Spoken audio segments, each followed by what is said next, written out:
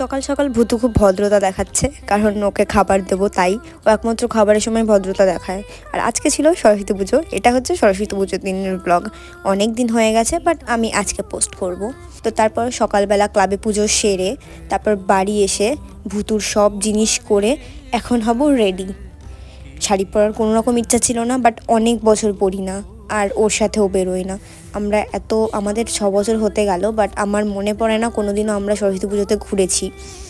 তো এটা first time বলা যেতে পারে, বাট ঘুরেছি তাও কোনো অন্য সব জায়গায় না, কারণ লুকিয়ে প্রেম করার ব্যাপারটা এখন আর নেই। তো বাড়িতে জানিয়ে ভালোভাবে আমরা ঘুরতে গেছিলাম বর্ডার 2 দেখতে। সত্যি কথা বলতে অনেক দিন পরে একটা ভালো সিনেমা দেখলাম, আর ভালো সিনেমার প্রতি 500 কেন 1000 টাকা খরচা হলেও কোনো গায়ে লাগে না। এর আগে অনেক টাকা জলে দিয়েছি ভুং ভাং বইয়ের পেছনে, বাট সত্যি কথা বলতে এটা খুব ভালো লাগলো। আর শেষের এই মোমেন্টটা যখন শেষ হচ্ছিল বইটা, উফ, দারুণ ছিল।